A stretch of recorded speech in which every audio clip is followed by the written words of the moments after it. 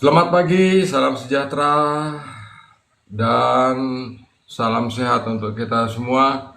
Dimanapun sahabat berada, saya Lukman Hakim berusaha untuk memberikan edukasi yang baik, memberikan penjelasan yang baik tentang bagaimana suatu sistem pengolahan air atau sistem filterisasi untuk kita gunakan di rumah kita atau di tempat kos atau di penginapan atau di pondok ya, atau di tempat-tempat rumah yang berbasis bisnis seperti PRT, perusahaan rumah tangga yang membutuhkan air banyak misalnya gitu.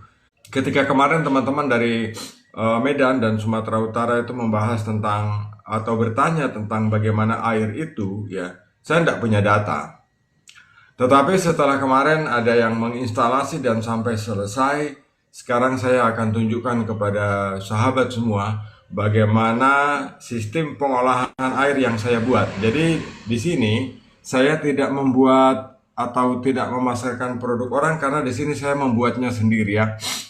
Saya mendesain sendiri, saya berinovasi sendiri dengan perangkat-perangkat yang saya buat.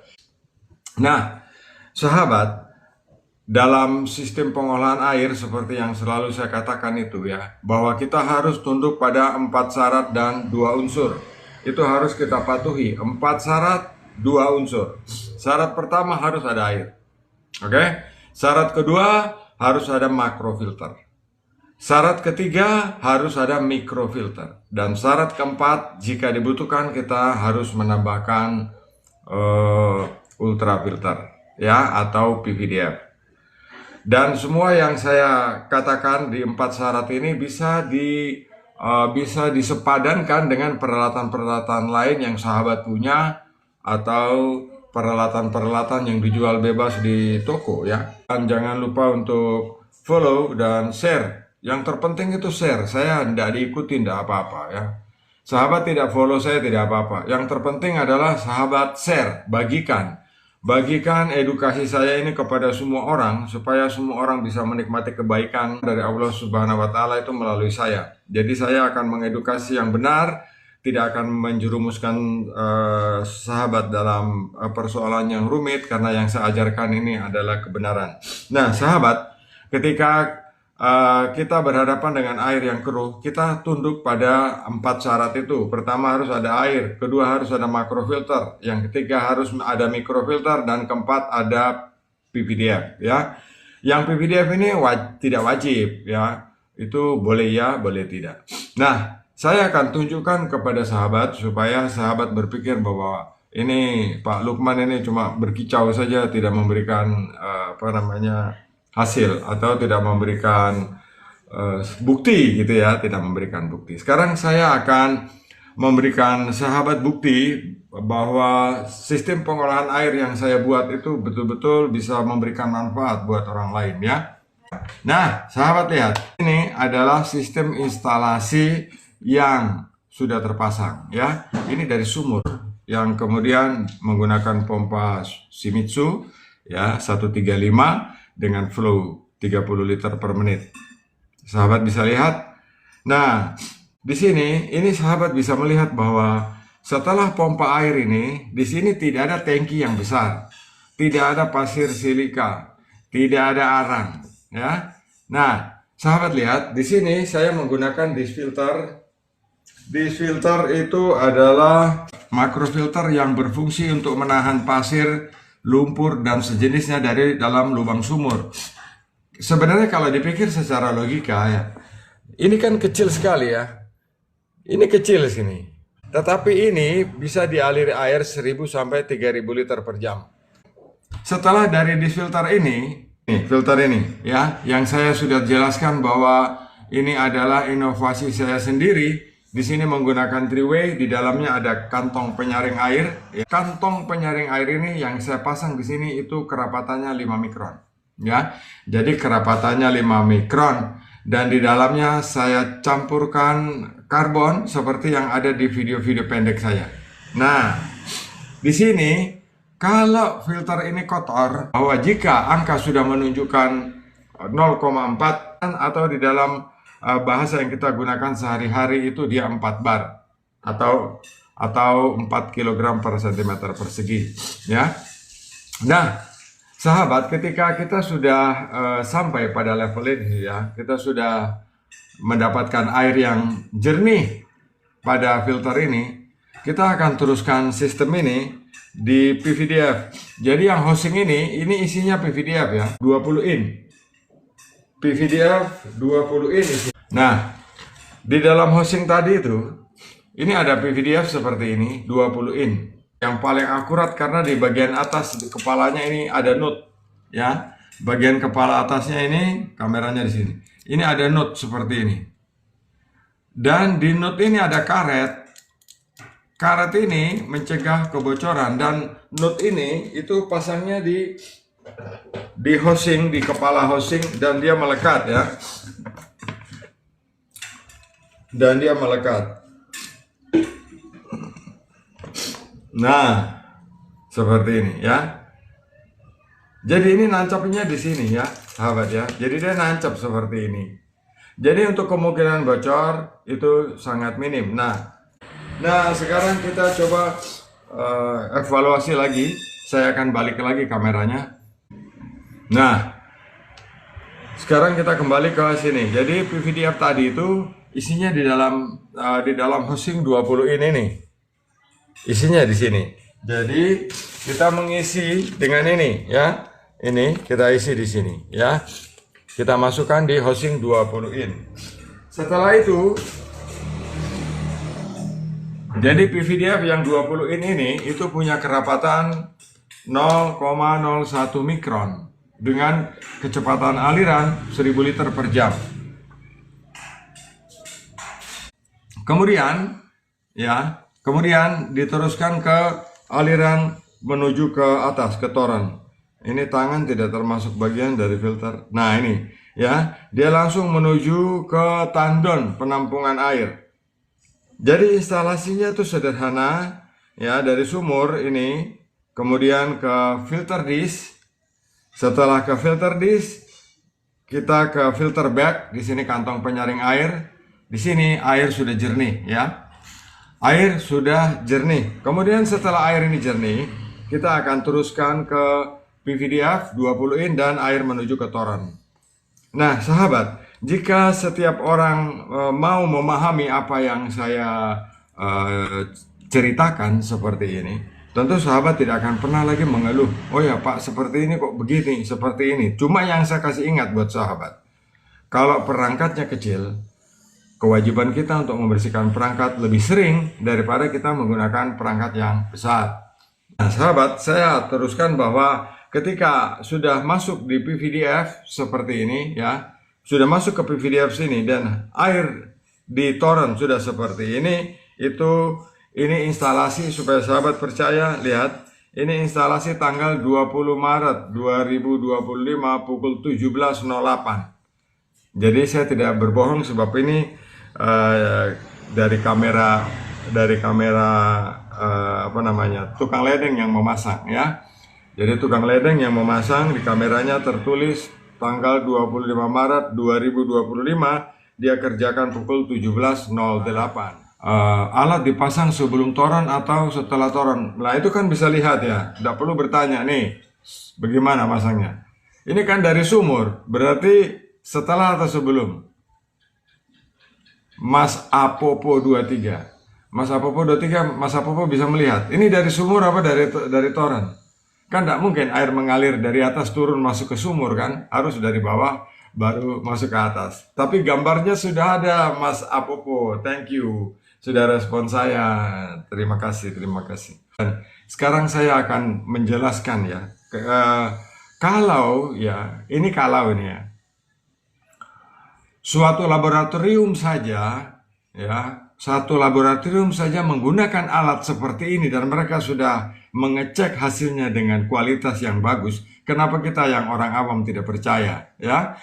Nah, jadi instalasinya seperti ini, ya. Instalasinya dari sumur, kemudian ke filter dish, ke filter bag, ya, atau kantong penyaring air. Setelah itu ke PVDF dan air menuju ke toren. Nah, sahabat, bagaimana caranya kita melihat efektivitas perangkat ini ya. Maksudnya apakah benar filter ini benar-benar efektif? Saya akan tunjukkan kepada sahabat. Sebelum air ini dipasang, dicek ya. Dicek tentang warna air, bahwa air ini berwarna kuning dan nilainya itu 210 PCU. Saya mampu menjelaskan ini hanya karena pengalaman ya. Karena pengalaman di lapangan yang sudah bertahun-tahun. Jadi saya bisa menjelaskan ini kepada sahabat. Tetapi di antara semua ya, di antara semua orang yang mengaku teknisi dan mengerjakan, tidak melakukan pengukuran sebelum dan sesudahnya. Jadi saya tunjukkan kepada sahabat bahwa 210 ini adalah warna air yang kuning. Jadi benar-benar air itu kuning, seperti Pak Glodok ya, Pak Glodok mengeluh airnya kuning, nilainya berapa bisa diukur Pak, Bapak bisa membeli alat ini di all shop. Jadi supaya tidak menyalahi aturan akan saya besarkan sehingga tidak menimbulkan merek. Nah, ini 210 ini adalah warna air ya. Kalau kita baca itu ada tulisan color of water. The color of water ini adalah warna kuning, warna hitam dan sejenisnya yang berada di air. Coba kita lihat yang hasilnya yang lain ya. Kita lihat hasilnya bahwa di sini ada lumpur, ada kontaminasi, ada zat besi, ada zat mangan, ada zat timbel, dan zat-zat yang merugikan di air yang merupakan polutan dari air itu. Dan di sini dicantumkan ya 10.84 NTU ya. Nah, sebenarnya turbidity ini apa toh? Ya. Turbidity itu adalah ukuran kejernihan air akibat partikel tersuspansi seperti lumpur, alga, atau mikroorganisme. Ya, jadi turbidity adalah ukuran kejernihan air akibat partikel yang tersuspensi seperti lumpur, alga, atau mikroorganisme. Analoginya seperti apa? Ya seperti kabut di dalam air, semakin hari semakin keruh, semakin hari semakin berubah warna, ya. Dan air itu tidak bisa ditembus cahaya, tidak tergolong jernih, tidak tergolong bening, tetapi satu level di bawah jernih.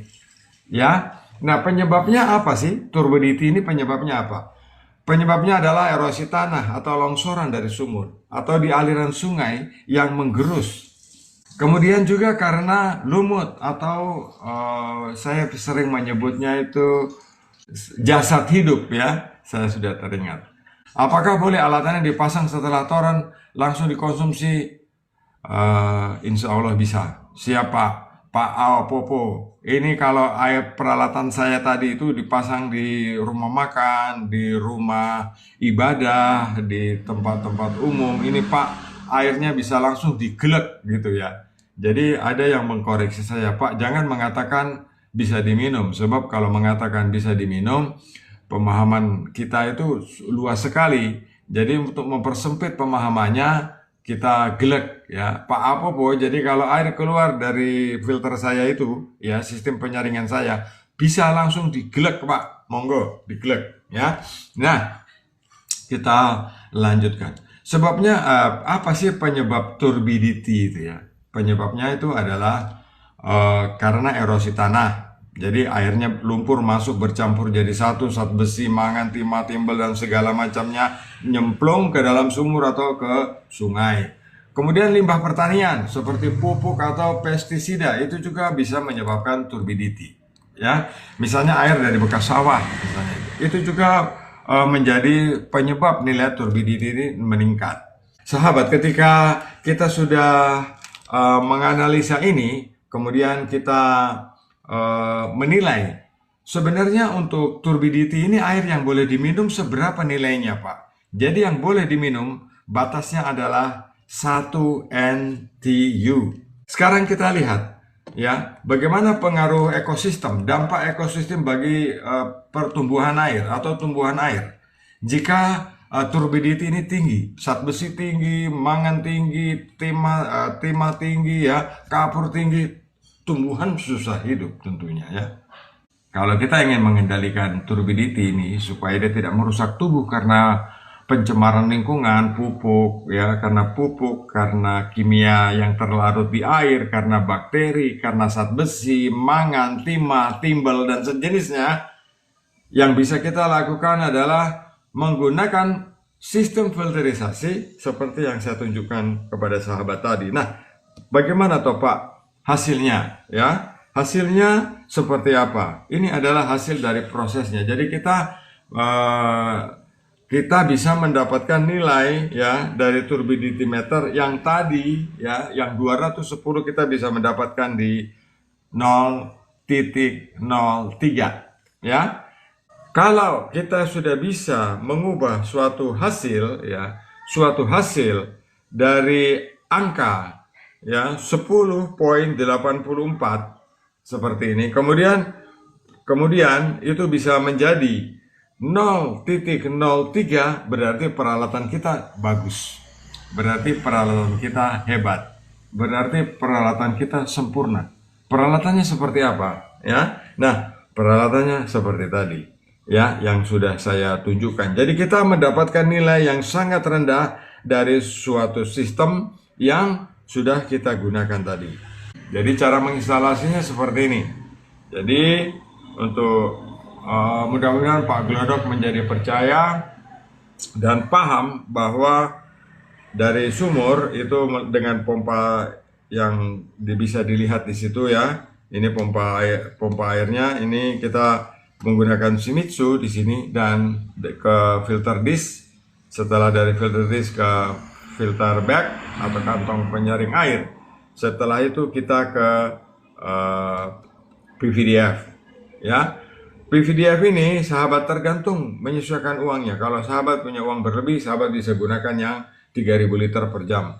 Kalau sahabat rasa ada kurang Pak, naikkan sedikit 6000 liter per jam. Sebab saya ada buat filter PVDF mulai dari kapasitas 500 liter per jam itu sampai dengan 30.000 liter per jam. Nah, sahabat bisa menikmati hasil yang baik, sahabat bisa menginstalasi, mencontoh dari yang ini, ya, mencontoh dari yang ini, dan sahabat bisa mendapatkan suatu hasil atau kajian yang bisa memberikan dampak baik untuk sahabat. Jadi, saya akan lihatkan bahwa ketika kita memeriksa warna air, ya, warna air itu 210, warna kuning, warna hitam, warna keruh, warna segala macam yang menyebabkan air itu berwarna, dia bisa menghasilkan pengukuran yang 0. Artinya airnya jadi bening sempurna. Ya, sahabatnya, air jadi bening sempurna. Nah, ini adalah data yang otentik yang sahabat bisa nikmati dan yang sahabat pertanyakan ketika saya live kemarin dan kemarinnya lagi. Ya, nah, sahabat, sebenarnya dari sistem pengolahan air atau sistem filterisasi yang saya sudah terangkan dalam gambar tadi, ya, saya sudah terangkan dalam gambar ini, misalnya. Nah, seperti ini, ya. Ini saya tidak mengada-gada, memang ini diinstalasi di bagian bawah itu sahabat bisa lihat tanggal 20 Maret 25 pukul 17 ya. Itu jam foto ini dikirim.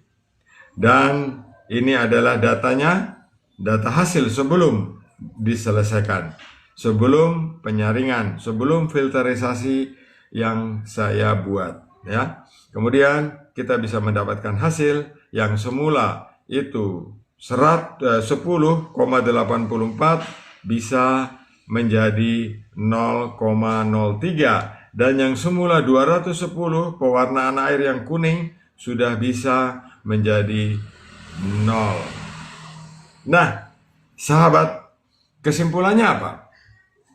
Kesimpulan atau konklusi kita pagi ini adalah turbidity adalah indikator kualitas air yang kritis, ya. Jadi turbidity itu adalah kualitas air yang kritis, buruk sekali. Tetapi tadi kita sudah perbaiki dan menjadi 0,03 ya, dan sudah menjadi 0,03 atau 3/100, dan itu diperbolehkan karena standar minimnya adalah 1. Jadi pengendalian turbidity ini ya, turbidity yang menyangkut kandungan kimia, pupuk, pengaruh septic tank, pengaruh air got yang meresap ke dalam air, ya, pengaruh warna zat besi dan lainnya yang terlarut di air sudah kita selesaikan dan kita memperoleh hasil 3/100. Ya, kita bisa menghasilkan standar 3/100 NTU. Nah, sahabat Kenimas dimanapun sahabat berada, ini edukasi saya di pagi ini dan kita sudah memperoleh kesimpulan. Dan yang terpenting pesan adalah air keruh bukan masalah estetika, ya, tetapi ini sebenarnya ancaman bagi kehidupan. Air keruh bukan masalah estetika, tetapi ini sebenarnya ancaman bagi kehidupan. Itu kesimpulan kita, dan saya harapkan bahwa air-air kita yang keruh, kuning, berwarna di mana-mana kita bisa sempurnakan dengan sistem filterisasi yang modern yang saya buat sendiri dan berinovasi sendiri. Sahabat bisa bertanya tentang produk berkualitas ini mulai dari kapasitas 500 liter per jam sampai dengan 30.000 liter per jam dan kelipatan 10 kalinya, ya. Nah, terima kasih sahabat sudah bersama dan menemani saya di streaming pagi ini, mudah-mudahan bermanfaat. Terima kasih atas atensinya. Salam Kenimas.